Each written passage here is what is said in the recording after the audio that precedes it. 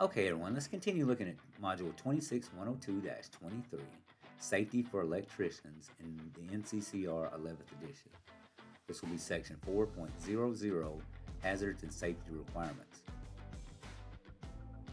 About half of electrical injuries involve ladders and scaffolds. Ladders are so hazardous that ladders last policies are designed so employees use other methods to complete work instead of using ladders. Ladders are covered in CFR 1910.23 and CFR 1926 subpart X. Follow all rules concerning ladder safety every time to prevent serious injury or death. Scaffolds are covered in CFR 1926 subpart L. Use only scaffolding and planking materials made for and marked for their specific use. Wear an approved harness with a lanyard anchored to the structure. Keep platforms clear of unnecessary materials or scrap. Lift equipment includes lifts, hoists, and cranes. Stay alert and pay attention to moving and overhead loads. Obey warning signs and signals. Do not overload lift equipment and never use lift equipment improperly. Confined space entry procedures.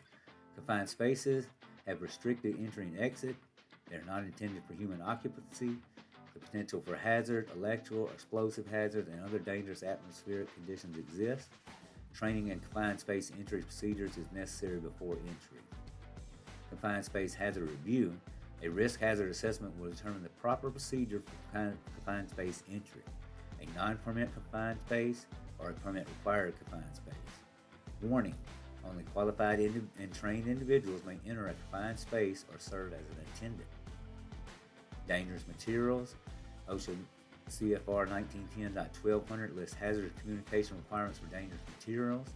First aid training is the best preparation for job site accidents.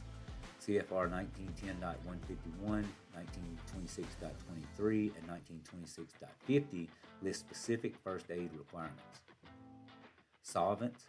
Solvents may give off vapors which can make people ill or cause permanent injury. Solvent particles or vapors may be highly combustible. Safety data sheets will list procedures for using, storing, and disposing of solvents and chemicals. Use appropriate respiratory protective devices for the hazardous material involved. Asbestos. Asbestos may cause many health-related hazards.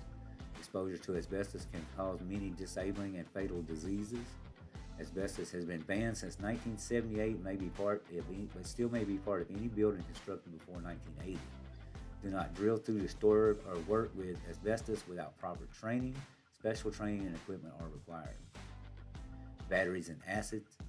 Batteries can be dangerous because of a hydrogen gas byproduct or flammable electrical mixture that they give off. Thermal runaway is a chain reaction in a battery that is difficult to stop and produces extreme temperatures and fires that are difficult to extinguish. Smoking is prohibited in battery rooms. Insulated tools and proper ventilation are required. PPE is required to prevent battery acid from contacting skin and eyes. PCBs and vapor lamps. Polychlorinated biphenyls are chemicals and liquids to cool older transformers, capacitors, and large switches. They may be only disposed of through a regulated disposal company. Vapor lamps such as fluorescent metal halide and high-pressure sodium or mercury vapor lamps must be handled carefully and recycled.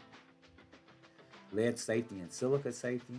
The renovation, repair, and painting rule requires lead safe certification and work practices during renovation on homes and child-occupied facilities built before 1978.